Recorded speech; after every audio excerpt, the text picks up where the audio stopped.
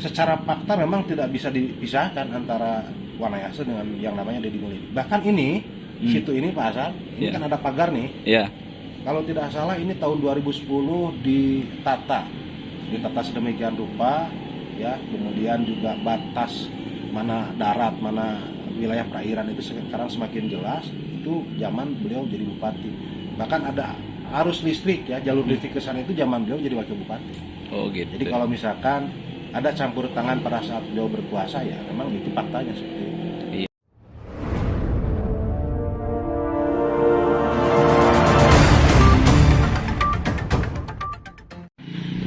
Assalamualaikum warahmatullahi wabarakatuh. Sampurasun ka dulur-dulur di lembur juga baraya di kota. Selamat bergabung dan berjumpa kembali dengan kanal Dulur Rahayu Channel. Kita nanti malam ya mudah-mudahan bisa mengupload updatean berita seputar Purwakarta, seputar Kang Deddy Mulyadi dan juga dunia politik yang mengitari kehidupan Kang Deddy Mulyadi dan sekitarnya. Ini saya hanya ingin mereview sebuah tempat wisata yang cukup menarik yang ada di Kecamatan Wanayasa. Ini namanya Situ Wanayasa. Ini di sini ini situnya ya. Ini situnya cukup indah. Kalau dulu zaman saya sekolah nih belum ditata. Nah, semenjak kepemimpinan Kang Deddy Mulyadi ketika menjabat sebagai Bupati Purwakarta selama 2 periode, ini ditata sedemikian rupa ya. Pinggir jalannya di sana dipagar dengan pagar malati. Nah, di seberang sana nih, ini adalah gedung kewadanaan.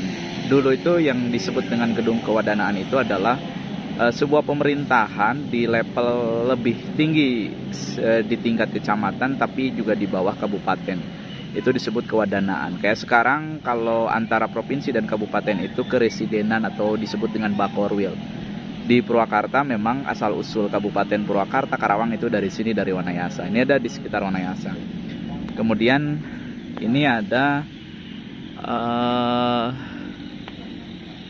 Pasir Mantri. Nah, Pasir Mantri ini cukup keren. Di sini di tengah danau itu ada semacam gundukan tanah yang ada pohon pinusnya, tetapi di situ ada makamnya. Nanti makam siapa, bagaimana sejarahnya, nanti di belakang saya akan ngobrol dengan salah satu tokoh penggerak atau aktivis di Wanayasa juga Kabupaten Purwakarta. Nanti ada yang disebut dengan Kang Didin Jurik.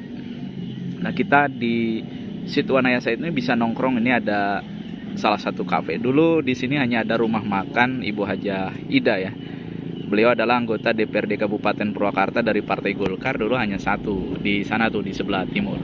Nah, tapi sekarang sudah berjajar di tempat ini beberapa kafe atau beberapa kedai.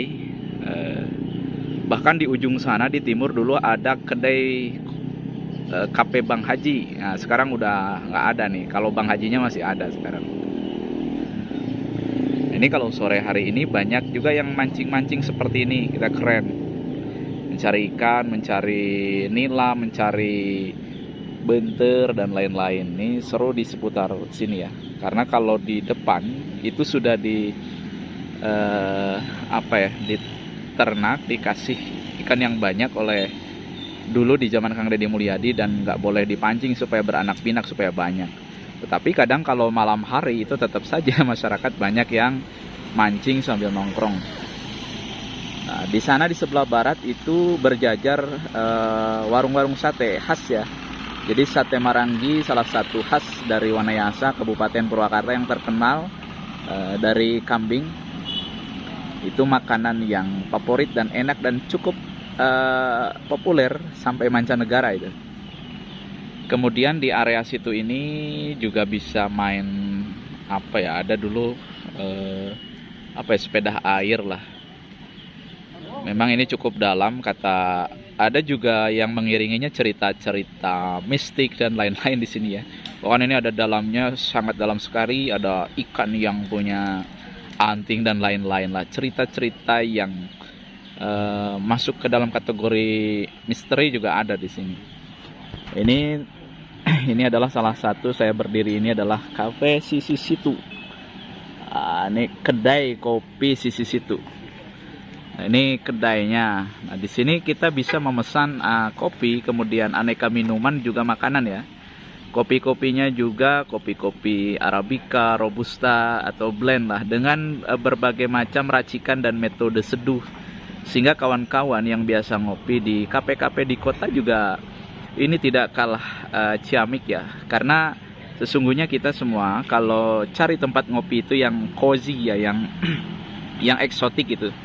Apalagi di sini kalau senja seperti ini, senja di sebelah barat itu cukup indah ya, kita sambil nongkrong, apalagi di antara muda-mudi yang punya pacar atau punya kekasih atau punya istri dengan orang yang tercinta, kita bisa nongkrong di sini sambil ngopi, itu wah enak sekali.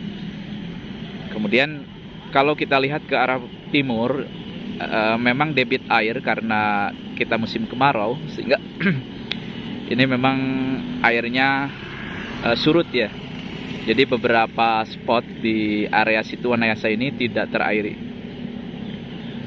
Ini di bawah lagi asik teman-teman pada mancing. Saya juga jadi kabita ya.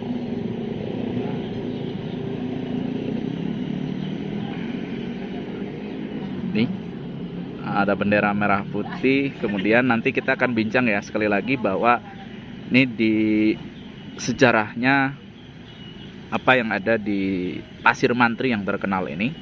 Nanti di belakang sudah ada Kang Didin Jurig yang akan ngobrol dan berbagi cerita tentang sejarah Wanayasa termasuk Purwakarta. Oh ya, sambil kita juga nongkrong di sini, kita juga ingin mengulas bahwa pada hari ini politik lokal Purwakarta,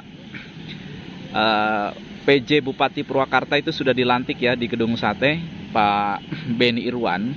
Beliau salah satu petinggi di Kementerian Dalam Negeri dan dia ditugaskan untuk menjadi pejabat Bupati Purwakarta. Karena per hari ini Bupati Purwakarta mantan Kang Deddy Mulyadi itu lengser dari jabatan sebagai Bupati Purwakarta, sudah selesai masa baktinya selama 5 tahun dan beliau kembali menjadi rakyat biasa. Tentu kemegahan situ Wanayasa memang tidak tersentuh oleh beliau karena ini adalah sisa-sisa puing-puing sejarah pembangunan dari Kang Deddy Mulyadi. Di sana tuh ada patung ya yang dulu sempat dirusak gitu. Dulu sejarah Kang Deddy Mulyadi tidak lepas dari kontroversi, terutama dengan kelompok-kelompok ormas yang disebut agak radikal. Di antaranya sering menyerang Kang Deddy Mulyadi dari sisi pembangunan patung. Mereka juga selain mengangkat isu-isu sara tentang patung yang dianggap musyrik, juga terkait dengan berbagai alokasi anggaran pemerintah daerah yang dianggap dihambur-hamburkan ya, tidak efisien dan efektif untuk hal-hal yang tidak berguna. Tetapi belum lama ini patung ini ada yang membakar. Ternyata ini hanya sekedar dari plastik. Orang pikir bahwa patung ini dibangun dari material yang cukup mahal. Ternyata Kang Deddy Mulyadi membangun patung-patung ini dari material-material yang cukup murah, sehingga tidak menguras APBD Kabupaten Purwakarta.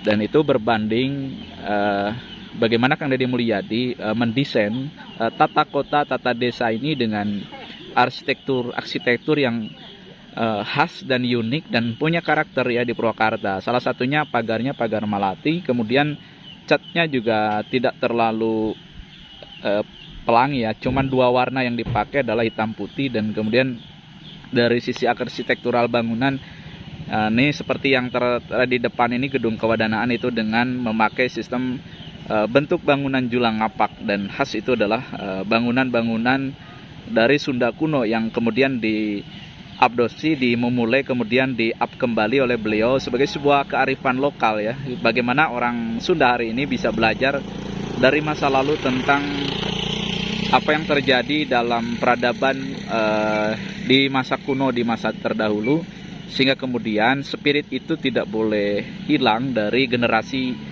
hari ini dan yang akan datang. Itu pentingnya kita menautkan sebuah proses pembangunan dengan nilai-nilai kearifan lokal, terutama yang ada di basis kita sebagai daerah pesisir pesundaan ya, kita di daerah Purwakarta, kemudian daerah-daerah kalau ini kita di utara ya, yang di selatan berarti Priangan. Oke, itu sebagai prolog kita nanti bincang bagaimana kita melihat bahwa Situ Wanayasa hari ini adalah sebuah destinasi wisata yang cukup menarik untuk dikunjungi bagi orang-orang sekitar, lokal Purwakarta, juga dari berbagai daerah di luar kota ya, kabupaten. Di sini bisa nongkrong adem karena ini ketinggian 700 ya lah. Di belakang kita juga beberapa gunung dan destinasi wisata kayak Curug Cipurut, Curug Cijalu, kemudian desa wisata di Tajur.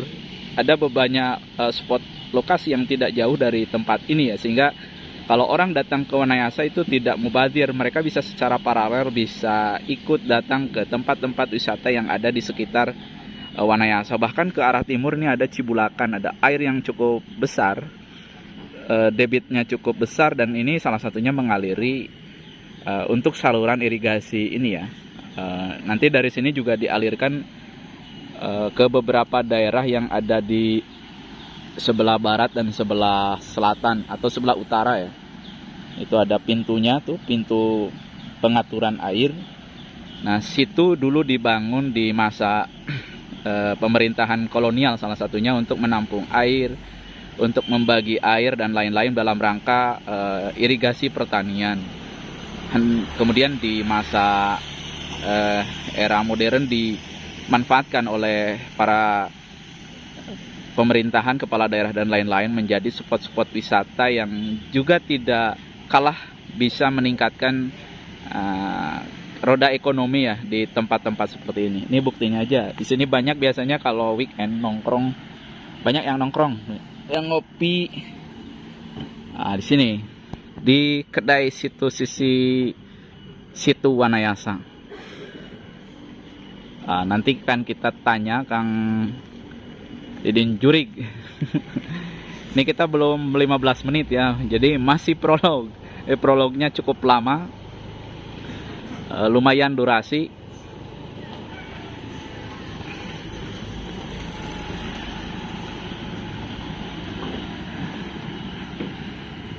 Ketinggiannya berapa tadi? Oh, 605 mdpl. Sebetulnya rendah ya kalau ini. Kalau tinggi itu ya, tapi untuk ukuran daerah kota Purwakarta itu cuman sekitar 400 mdpl. Ini udah tinggi segini.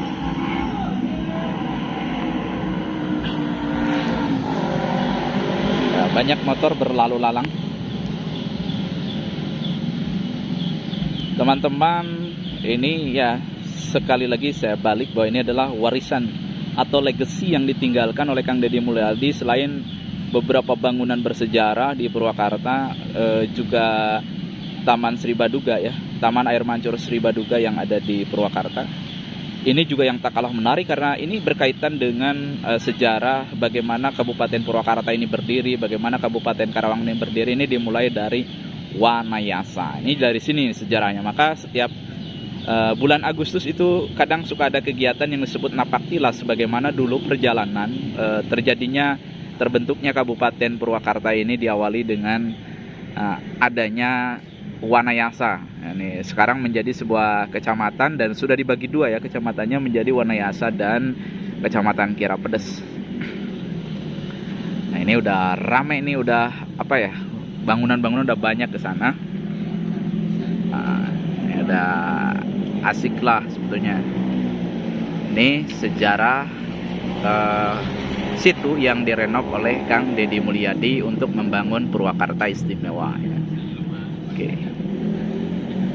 Kita sudah dengan tokoh Wanayasa nih. Tokoh pemersatu. Tokoh pemersatu yang di sebelah kiri ini tokoh Kecamatan Kirapedas, yang di sebelah kanan ini tokoh aktivis soleh tapi kadang radikal. Calon ketua KPU Purwakarta. Kita lepas dari urusan kepemiluan dan urusan kegiatan itu, Kang Didin. Kenapa disebut Kang Didin Jurig? Pertama itu aja pertanyaannya, Kang. Itu nama pemberian dari teman-teman yang merasa memiliki rasa sayang yang tinggi. Ini ada sedikit cerita, Pak San. Tahu Uda Herman kan? Oh iya ya. Uda Herman itu pernah akan memberi nama lain selain Didin Jurig, namanya Didin Taksin. Tahsin. Ya. Karena apa? Saya tuh kalau ngaji suaranya bagus, suaranya halus, makhrajnya keren, kata udah Herman. Tapi identitas itu juga belum tentu bisa memberi dampak yang positif. Itu bahkan Pak Ustadz Didi bilang, udah katanya dah biarkan aja yang itu mah secara alami, natural, secara organik berjalan. Kalau contoh diganti ikonnya juga nanti malah popularitasnya turun. Kalau popularitas turun, elektabilitas juga turun nanti kan, itu yang repot gitu. Nah jadi riwayatnya dulu dari Bandung ada beberapa teman yang mungkin memberikan nama itu karena saya itu punya juga senior yang namanya hampir sama. Ada sekarang tapi sudah berreinkarnasi, sudah hijrah. Namanya Gus Jur Mahesa. Gus Jur itu tadinya Agus Juri gitu. Nah, diganti sama Mas Willy Rendra jadi Gus Jur Mahesa. Nah, kemudian diwariskan ke saya gitu kan. Nah, jadi itu. Ya, itu berarti sesakala kenapa? Yang pertanyaan yang kedua ini kita ada di Kecamatan Wanayasa, nama sebuah kecamatan yang kalau orang sering baca literatur itu cukup punya nilai sejarah ya, historis di masa lalu. Kira-kira apa nih arti Wanayasa itu sendiri apa nih? Wanayasa itu ada 3 versi. Pertama, ini versi dari zaman ketika runtuhnya Pajajaran 1579. Itu pada saat ketika para pewaris tahta Pajajaran akan hijrah ke Sumedang Larang, itu konon kabarnya melewati Wanayasa, daerah ini. Tapi tidak melewati jalur-jalur yang strategis dan jalur-jalur yang ramai karena katanya ini sudah dikuasai oleh pasukan Cirebon. Mereka seolah menggunakan area hutan. Jadi mereka akan menempuh perjalanan dari Pakuan atau Pulau Sari Banten ke Sumedang itu lewat hutan Wanayasa. Nah, jadi Wanayasa itu, wana itu hutan, jasa itu jasa. Jadi seolah hutan yang memiliki jasa karena berhasil ikut menyelamatkan perjalanan para petinggi sisa kerajaan Pajajaran. Kemudian versi kedua, nah ini adalah versi dari Babad Wanayasa. Wana itu leuweung, hutan, jasa itu jadian. Jadi dulu katanya ini Wanayasa itu sebuah hutan yang dijadikan perkampungan. Nah kemudian ada teori yang paling menarik yang itu ini kajian ilmiahnya ada namanya ini berdasarkan teori reduplikasi, yaitu Wanayasa itu merupakan pembawaan nama-nama tempat yang dari daerah Cirebon ke Wanayasa. Itu kenapa terjadi seperti itu karena dulu masih di sekitar runtuhnya Pajajaran, ini kan sudah dikuasai Cirebon nih, sekitar daerah Pantura. Nah, itu kemudian ketika pasukan Cirebon datang ke Wanayasa, mereka menamai nama Wanayasa sesuai dengan daerah asal mereka. Karena di Cirebon itu banyak nama-nama tempat yang mirip di Kabupaten Purwakarta. Ada Wanayasa, ada Gansoni, Pleret, Gunung Karung, Plumbon, banyak lah. Beber di sini Cibeber, di sana Beber. Nah, di situ jadi itu teori reduplikasi yang dikuatkan juga di bukunya Pak Edi Eka Jati yang judulnya itu Rintisan Penelusuran Sejarah Masa Silam Jawa Barat. Itu ada di halaman berapa saya lupa, tapi kurang lebih seperti itu. Oke, terus yang ketiga pertanyaan ini, salah satu yang ikonik dari Wanayasa itu adalah Situ Wanayasa. Ya. Nah, di sini salah satunya ada Pasir Mantri yang terkenal, kemudian dari beberapa cerita ada makam. Sebetulnya makam siapa tuh, Kang Didin, yang ada di Pasir Mantri itu? Ya, nah ini kebetulan kita ada di kompleks Situ Wanayasa. Kenapa dikatakan kompleks? Karena di sini selain ada daerah danau yang cukup lumayan buat destinasi wisata, juga ada beberapa bukit kecil, istilah Sundanya pencelut. Ada sekitar 4-5 pencelut itu dari sepanjang, ini meliputi 2 desa Pak Hasan, Wanayasa sama Babakan. Luas totalnya dulu itu mencapai 20 hektaran. Baik berdasarkan data Balai Besar, kanon kabarnya sekarang yang tersedia tinggal 7-8 hektar saja. Dari luas itu dulu ada beberapa bukit. Nah, di setiap bukit itu ada beberapa makam keramat. Di sini di Pasir Mantri ada salah satu makam keramat yang notabene merupakan salah satu kiai lah ya, kiai yang punya keturunan bangsawan dari Mataram, namanya Kiai Gede. Ada juga kiai warga Nala. Kenapa dikatakan warga Nala? Karena dia berasal dari kampung Nala Tegal. Nah, kemudian di sana itu ada makam dalam santri. Dalam santri itu gelar yang diberikan oleh masyarakat karena dia merupakan salah satu bupati ke-9 Karawang kalau tidak salah, yang pada saat tahun 1820 sampai 1827 memindahkan ibu kota Kabupaten Karawang dari Bunut ke Wanayasa. Oh, jadi dari Karawang pindah ke Wanayasa. Nah, itu pernah sampai 1820 sampai 1827, bahkan menjelang sampai 2930. Nah, baru dari 1830 beralih ke Sinangkasi.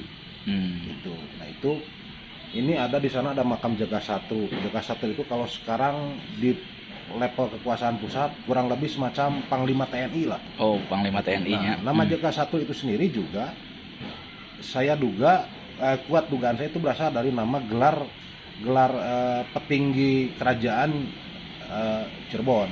Di Cirebon juga ada makam yang Jagasatru, di sini ada. Ini kurang lebih di Wanayasa banyak makam-makam keramat di sekitar situ Wanayasa, dari sana sampai sini banyak.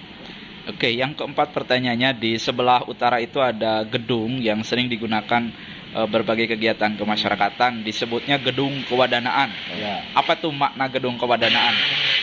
Yang saya tahu gedung kewadanaan itu dulu pernah dijadikan beberapa fungsi tempat yang berlainan. Contoh pernah menjadi tempat dijadikan sekolah kelas dasar SD. Para alumninya banyak yang jadi pejabat. Kemudian kesini pernah menjadi gedung kewadanaan, tempat berkantornya Bapak Wadana. Wadana itu kalau tidak salah tingkat di bawah bupati, di atas kecamatan. Nah itu. Nah kemudian sekarang kewadanaan itu menjadi dulu dikuasai oleh Dinas Pariwisata Kabupaten Purwakarta. Nah di belakang gedung kewadanaan itu dulu ada semacam goa. Kabarnya itu merupakan goa peninggalan zaman Jepang, atau bahkan mungkin jauh sebelum zaman Jepang sudah ada. Kabarnya itu tembus sampai ke daerah Ganasoli. Itu lumayan ya. Dan sekarang itu digunakan oleh Dinas Pemadam Kebakaran. Pertanyaan yang terakhir, kabarnya kenal dengan Kang Deddy Mulyadi? Sangat kenal. Oh, sangat kenal. Beliau pernah bercerita, pernah mengadakan kegiatan di alun-alun Wanayasa bahwa dia belajar seni menulis lagu puisi itu dari Wanayasa gitu. Itu bisa dijelaskan gitu, atau tahu sejarahnya kenapa Kang Deddy Mulyadi menyebut dirinya dia banyak belajar tentang sastra itu dari Kecamatan Wanayasa, Kang Deddy? Saya kenal Pak Deddy itu ketika beliau menjabat sebagai anggota DPRD Kabupaten Purwakarta dari fraksi Golkar. Awal kenal itu di rumahnya Pak Herman Saleh, udah Herman. Nah dari situ kemudian kita intens berkomunikasi, dan pada saat Pak Deddy Mulyadi menjelang menjadi wakil bupati, waktu berpasangan dengan Pak Lili, dia sudah banyak bersentuhan dengan teman-teman pelaku seni budaya di Wanayasa. Dan pada saat dia terpilih menjadi wakil bupati tahun 2003 kalau tidak salah, sebelum dilantik, pernyataan atau statement yang saya ingat sejak dulu bahwa dia berangkat dari Wanayasa, baik itu karir politiknya, karir berkebudayaannya, sampai hal-hal yang sangat detail tentang filosofi yang sekarang dia gunakan sebagai ikon gerakannya, baik gerakan kebudayaan, gerakan politiknya, memang dia dari Wanayasa. Wajar kalau misalkan dia mengaku banyak belajar dari Wanayasa, karena memang yang saya lihat intensitas Pak Deddy terhadap Wanayasa cukup punya perhatian khusus. Nah, hampir tidak ada jarak dengan kita selaku warga masyarakat, terutama kalangan muda. Nah, bahkan Pak Deddy ini pernah, yang saya ingat itu dulu sebelum ada namanya Safari Budaya sekarang, itu dulu dia pernah membuat festival anak soleh. Apa tuh Kang? Festival anak soleh itu dulu semacam roadshow, ya, melibatkan anak pesantren, pengajian yang diajari oleh guru-guru ngaji kampung. Kemudian Pak Deddy itu bikin semacam kegiatan festival sholawat, festival ngaji segala macam, itu keliling antar desa, antar kecamatan. Namanya Festival Anak Soleh. Titik pertama kalau tidak salah ingat itu di daerah Pasir Angin. Pas pada saat bulan puasa, saya, Kang Iman Ule, Kang Adut itu pernah dimintai untuk menjadi salah satu event organizer kegiatan itu. Ada festival dulag juga. Nah, dari situ kemudian berkembang, bikin kelompok musik namanya Pagar Kahuripan, kemudian dia tetap keliling. Kemudian yang sekarang berubah menjadi Safari Budaya yang skalanya lebih luas, tidak hanya Purwakarta, Jawa Barat, bahkan sebentar lagi juga level Indonesia dia mah. Gitu. Oh, gitu ya. Apalagi sama Pak Prabowo ya. Ya bisa jadi lah gitu kan. Mungkin ya kalau misalkan sangat memungkinkan, apalagi beliau sebagai seorang anggota mantan anggota DPR RI, ya skala ininya bakal lebih luas lagi. Nah itu barangkali. Jadi secara fakta memang tidak bisa dipisahkan antara Wanayasa dengan yang namanya Deddy Mulyadi. Bahkan ini situ ini Pak Hasan, ini kan ada pagar nih.